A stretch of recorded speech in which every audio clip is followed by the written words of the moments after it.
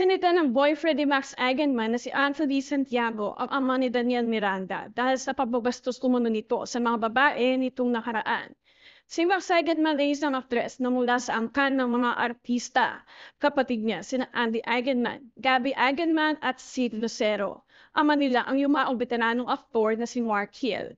Habang si Martin Miranda naman ay ang ama ng race car driver na si Daniel Miranda na boyfriend ng aktres na si Sofia Andres.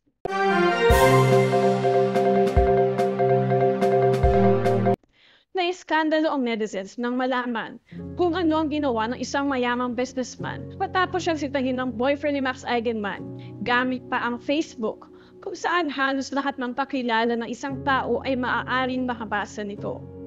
Lumalabas na parehong nasa isang lugar sina Max at si Martin Miranda at base sa paninita ni Anthony ay tila nagbitaw ng indecent proposal ito si Miranda sa girlfriend ng si Max na labis niyang ikinagalit. Sa Facebook, inilabas ni Anthony ang galit at binantaan rin si Mr. Miranda. Saad niya, "I found you, you mother. Martin Miranda, I'm giving you till the end of this day to find my number and give me a call. Next, I will find your address and know where you live. You got lucky last night. You approach girls and tell them to give you. I will put a bat up your mouth and make it come out your ass. I will find you." Matitindig na ang mga salitang binitiwan ni Anthony at iisipin hindi maganda ang kahahantuan ng pangyayari kung magpapang-abot sila at hindi siya kakausapin ng ama ni Daniel Miranda para mag-apologize. Hindi nagtagal ay agad ring nag-reach out si Martin Miranda at humingi ng apology mismo kay Max Eigenman. At pagkatapos noon ay mayroon siya ang naging realization. Mabait daw pala si Max at nahihiya siya rito.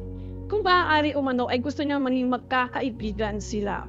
Ani Martin Miranda sa kanyang response, "Max Eigenman, thank you very much for accepting my heartfelt sorry, and after FaceTime with you, felt even worse because you're so nice.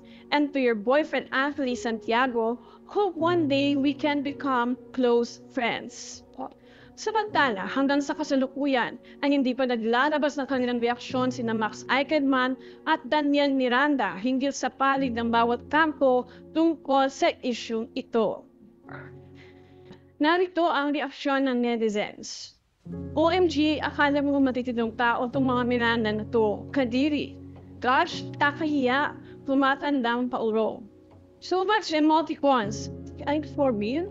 Hope we can become close friends. This after you ask the woman to give you a BJ? Is this guy a teenager or something? Ew, hope we become close friends after all that? Yuck." Kaya di-divorce ito ng mom ni Daniel Miranda. He was married to a Luwilier who is a very prominent family, full of ambassadors, hacienderos, etc. Ew, ew, ew. Good for the boyfriend for calling him out.